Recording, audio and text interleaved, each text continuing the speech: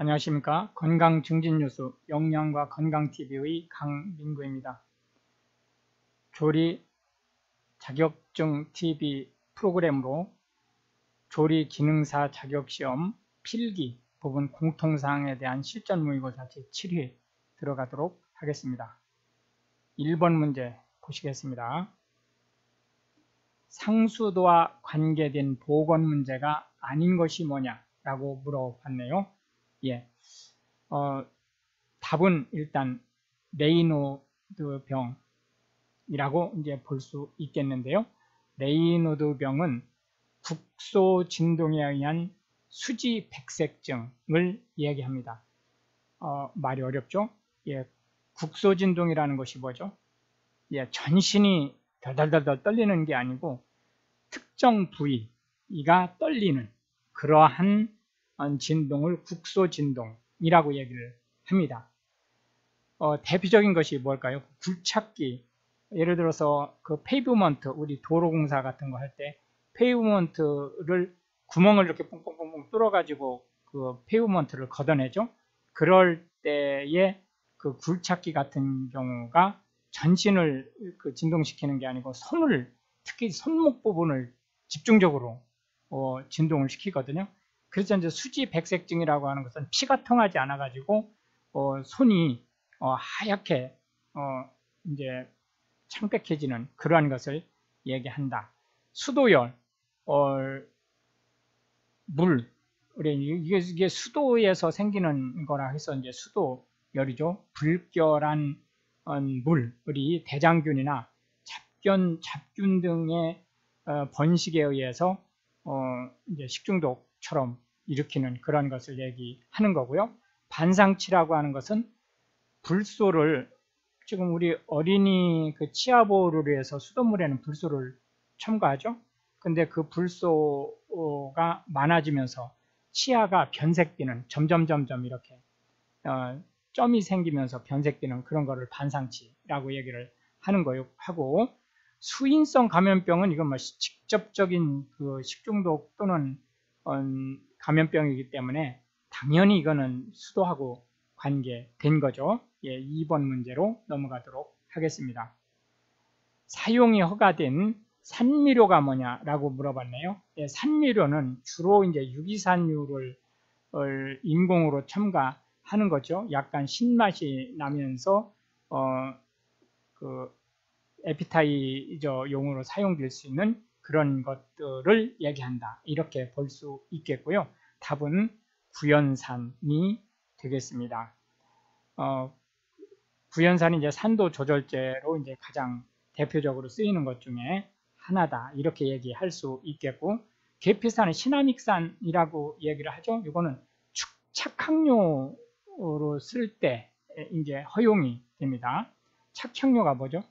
향기, 냄새가 좋게 하는 것을 착향료라고 얘기를 하는 거고요. 말톨, 이것도 착향료로 쓰이는 거예요. 계피산뿐만이 아니고, 그 다음에 이제 초산에틸도 역시 마찬가지로 착향료다. 그러니까 산미료에 해당되는 것은 구연산밖에 없다라고 얘기할 수 있겠습니다. 예, 3번 문제로 넘어가도록 하겠습니다. 황색 포도상 구균에 의한 식중독 예방 대책으로 적합한 것이 뭐냐라고 물어봤네요. 예, 답은 4번이 되겠습니다. 화농성 질환자의 식품 취급을 금지한다. 집에서는 모르지만 판매용 음식에서는 만약에 화농성 질환이 있을 경우, 화농이라는 게 뭐예요? 고름이 나오는 거죠. 그랬을 경우는 장갑을 끼고도 식품을 조리하면 안 된다. 꼭 기억을 해주시기 바랍니다. 토양의 오염을 방지하고 특히 통조림의 살균, 이거는 클로스트리디엄 보툴리눔균이다. 이렇게 얘기할 수 있고, 쥐나 곤충 및 조류의 접근을 막아야 한다라고 하는 것은 위생곤충을 해당하는 부분이죠. 어패류를 저온에서 보존하며 생식하지 않는다. 이거는 비보리오균의 예방 대책이다. 이렇게 말씀드릴 수 있겠고요. 4번 문제로 넘어가겠습니다. 채소류를 매개로 감염될 수 있는 기생충이 아닌 것이 뭐냐? 라고 물어봤네요. 참고로 채소류를 매개로 감염되는 기생충들은 중간 숙주가 없습니다. 네, 그걸 참고하시고요. 휘충, 유구조충,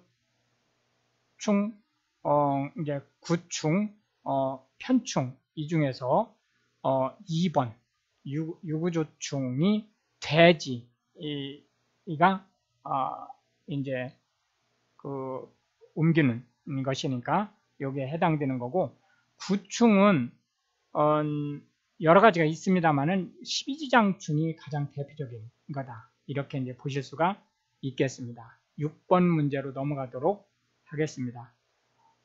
보거와 모시족의 섭취 시 식중독을 유발하는 독성 물질을 순서대로 나열한 것은, 여기 컴모를 중심으로 해서 앞에는 보거, 뒤에는 모시족에 이렇게 지금 얘기를 한 거죠.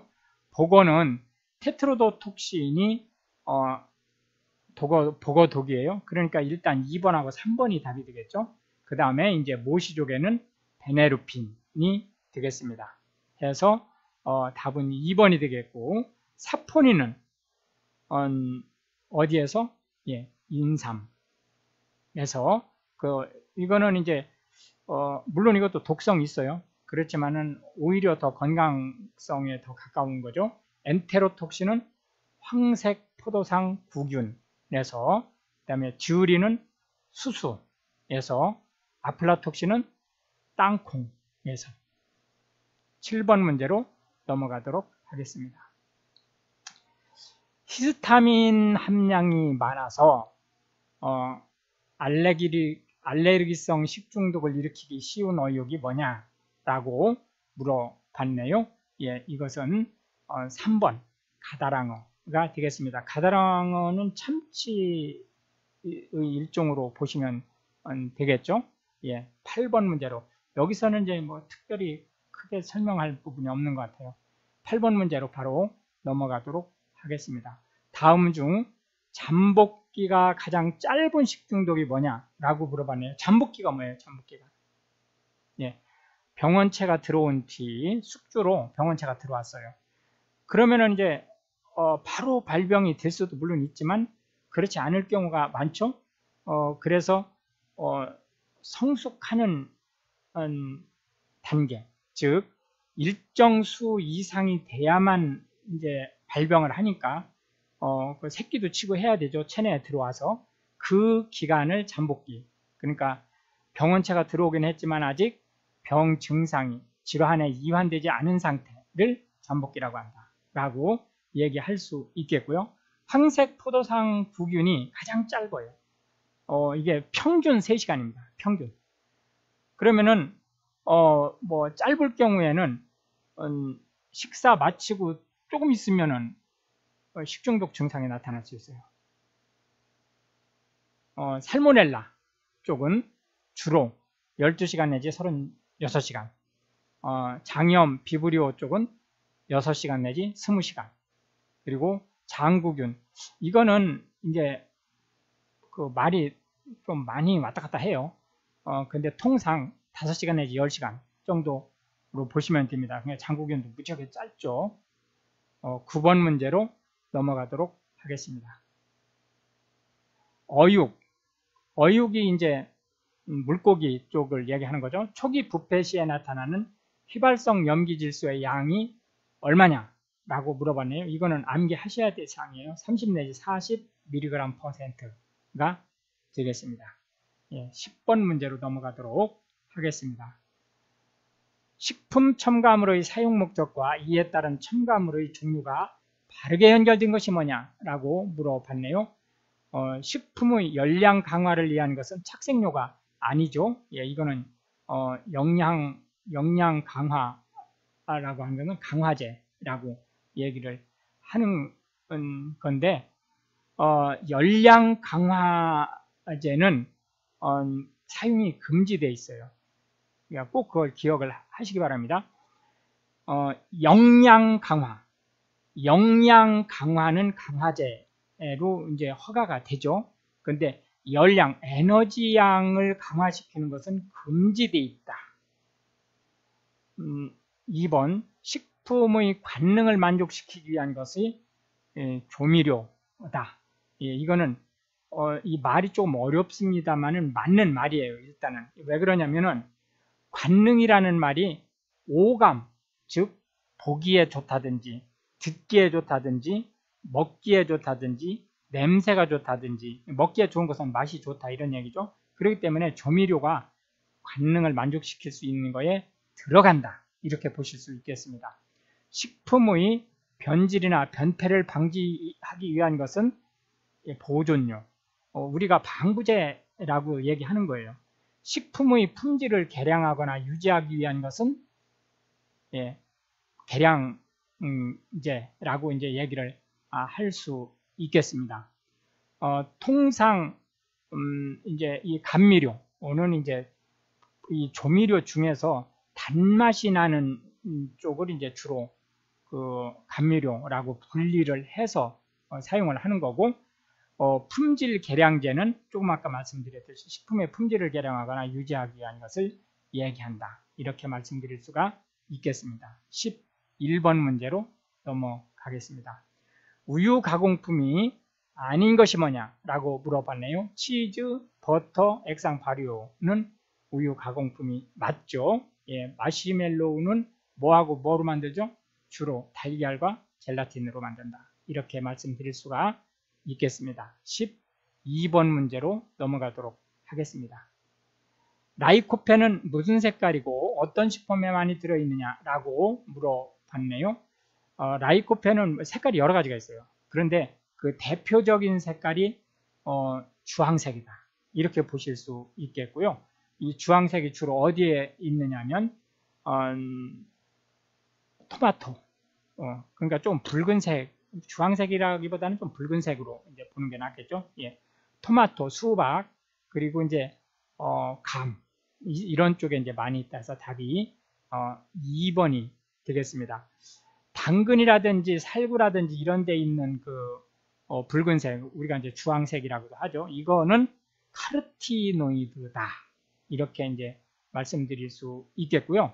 이제 노란색은 베타카로틴, 감이라든지 호박이라든지 이런 데 있는 거예요.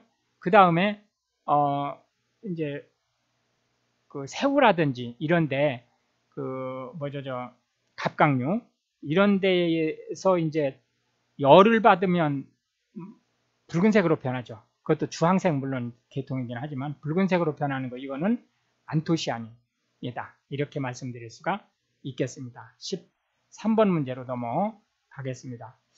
효소적 갈변 반응에 의해 색을 나타내는 식품이 뭐냐라고 물어봤네요. 이거는 홍차가 되겠습니다. 효소적 갈변 반응에 의해서 색깔이 붉게 변하죠. 분말 오렌지는 베타카로틴, 이건 내인성이에요. 그러니까 내인성이라는 게 뭐예요? 타고날 때부터 가지고 있는 거예요. 그 다음에 간장은, 이건 아미노산 반응의 에밀레이드라고 하죠. 캐러멜은 이건 카라멜화라고 하는 거예요. 이 부분 모두 비효소적 갈변 반응이다, 이렇게 볼 수가 있겠고, 2번, 3번은 비효소적, 1번은 내인성, 그리고 3번은 효소적 갈변 반응, 이렇게 말씀드릴 수가 있겠습니다. 14번 문제로 넘어가 볼까요? 다음 냄새 중 어류와 관계가 먼 것을 물어봤습니다. 먼 것, 트리메탈아민, 이거는 역시 그 어류의 비린내하고 관련된 거죠. 암모니아, 그 이제 썩거나 이럴 때 나는 냄새죠. 피페리딘 역시 마찬가지로 어류하고 관련된 비린내 쪽입니다. 디아세틸이라고 하는 것은, 그러니까 다이아세틸이라고도 불러요. 같은 말입니다. 여기 이거를 D라고도 발음하지만 통상 다이라고 발음을 해요. 이 다이아세틸은 밥을 뜸들일 때 나는 냄새들이에요. 그러니까 버터 냄새 쪽도 이쪽 계통입니다. 15번 문제로 넘어가도록 하겠습니다. 다음 중에서 이당류인 것이 뭐냐? 이당류가 무슨 뜻이에요? 이당류가. 이당류라고 하는 것은 탄수화물이 가장 작은 단위로 쪼개지면 당류가 되죠. 그 당류의 분자가 하나, 당 분자가 하나로 구성된 것을 우리가 단당류라고 얘기를 하고, 단당류 두 개가 붙은 걸 이당류라고 하는 거예요. 예, 설탕, 수크로스, 이당류이다. 전부는 다당류, 과당은 단당류, 갈락토스, 단당류. 단당류 중에서 지금 빠진 거 세 개가 대표적이에요. 프룩토스, 갈락토스, 글루코스. 이 세 개. 글루코스 포도당이죠. 예, 그리고 이당류의 대표적인 게 세 가지죠. 설탕, 포도당과 과당이 합쳐진 거예요. 이게 설탕. 설탕을 우리가 서당, 좌당이라고도 해요. 같은 말이에요. 그 다음에 갈락토스와 포도당이 합쳐지면 젖당, 유당이라고도 하죠.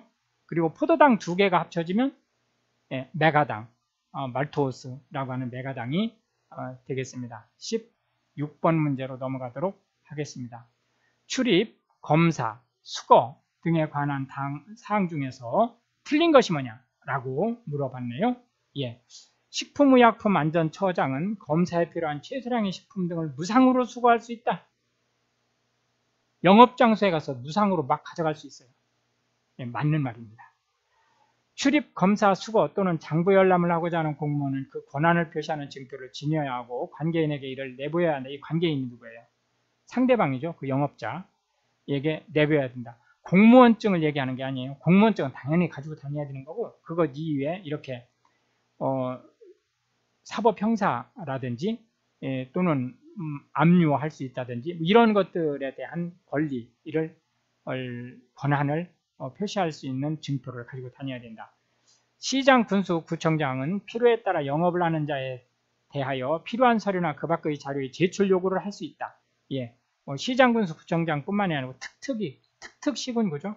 예, 특별자치도지사, 특별자치시장도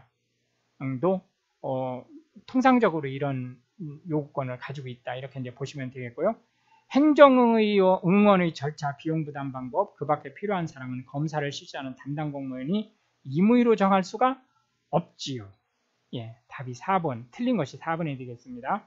행정응원이라는 건 뭐예요? 행정응원. 예, 이게 담당자가 인원이 부족해서 이제 쳐들어갔을 때 내 쪽이 인원이 상대방보다 훨씬 적어. 그리고 상대방이 뭐 좀 없게 이런 사람들도 많아. 그래가지고 내가 겁에 질려가지고 도망쳐 나올 수도 있죠.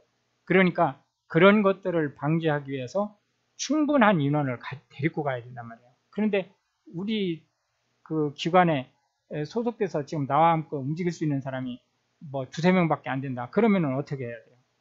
필요한 공무원, 다른 공무원들한테 요청을 해야죠. 경찰관서에 요청을 받을 수도 있고, 또는 상급기관에 요청을 받을 수도 있고, 이런 식으로 이제 인력 동원을 할 수 있는 거, 그리고 인력뿐만이 아니라 뭐 차량이라든지 이런 것도 동원할 수 있어야죠. 이런 것들을 모두 함께 행정응원이라고 한다. 이렇게 보시면 되겠습니다. 17번 문제로 들어가겠습니다. 식품위생법상 식품위생의 대상이 되지 않는 것이 뭐냐라고 물어봤네요. 예, 식품 및 식품 첨가물 대상이 되죠? 의약품! 아예 안 되는 거예요. 물론 식품의약품안전처장이 관리해요. 의약품도, 화장품도. 그러나 식품위생법에서는 의약품이나 화장품은 대상이 아니다. 식품 용기 및 포장 대상이 되죠? 식품, 기구 다 대상이 된다. 18번 문제로 넘어가도록 하겠습니다. 다음 중 식품위생법상 식품위생이 대상이 되는 것이 뭐냐라고 물어봤네요. 이거는 법으로 규정이 돼 있는 겁니다. 식품 첨가물, 기구, 용기, 포장, 이게 답이에요. 자, 그러면은 1번이 왜 안 되냐? 약품 때문에 안 되는 거예요. 2번은 조리법 때문에 안 되는 거죠. 예, 3번은 물론 조리법도 안 되는 사항이죠. 예, 이렇게 해서 그 답을 이제 4번으로 가시면 되겠는데, 실제는 단체 급식이 실질적으로는 포함이 되지만 법의 규정상으로는 포함이 안 된다. 이렇게 보시면 되겠습니다. 19번 문제로 들어가도록 하겠습니다. 공중보건학의 목표에 관한 설명으로 틀린 것이 뭐냐라고 물어봤네요. 건강유지 맞는 말이죠. 질병 예방, 예방 맞는 말이에요. 질병의 치료, 이거는 의료법 대상이죠. 지역사회 보건수준 향상, 이게 사실은 제일 큰 거예요. 지역사회. 20번 문제로 넘어가도록 하겠습니다. 눈 보호를 위해 가장 좋은 인공조명 방식이 뭐냐? 이거는 뭐 큰 설명이 필요 없어요. 100% 간접조명이 제일 좋은 겁니다. 간접조명이라는 게 뭐죠? 직접조명은 그 빛 원, 즉 예를 들어서 형광등이라든지 이런 뭐 백열전등이라든지 이런 거에서 직접 쪼이는 빛을 직접조명이라고 하는 거고, 간접조명은 그 광원 밑에 케이스가 있어가지고 실제로는 천정으로 빛이 나가서 천정에서 반사된 빛을 받는 그런 걸 간접조명이라고 한다. 이렇게 말씀드릴 수 있겠고요. 21번 문제로 넘어가도록 하겠습니다. 전분에 대한 설명으로 틀린 것이 뭐냐라고 물어봤네요. 전분. 통상 곡류 쪽에 전분이 메인 성분이죠.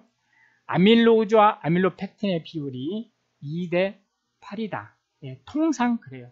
100% 다 그런 건 아니에요. 예를 들어서 찰전분은, 그러니까 이런 문제는 이게 말썽 있는 문제예요. 이게 원래는 이게 맞는 말입니다. 그러나 찰전분은 아밀로펙틴만 100%에 가깝게 있을 수 있어요. 찰전분이 어디에 있죠? 예를 들어서 찰옥수, 찰벼, 찰조, 차조라고 하죠. 찰조를. 식혜, 여선, 전분의 효소작용을 이용한 식품이 맞죠? 동물성 탄수화물로 열량을 공급한다? 아니죠. 전분은 식물성이에요. 동물성 탄수화물은 글리코겐 또는 글리코젠이죠. 가열하면 팽윤되어 점성이 뭐예요? 끈적끈적하는 거. 그러니까 우리가 밥풀로 종이를 붙일 수 있죠. 22번 문제로 넘어가도록 하겠습니다. 다음 중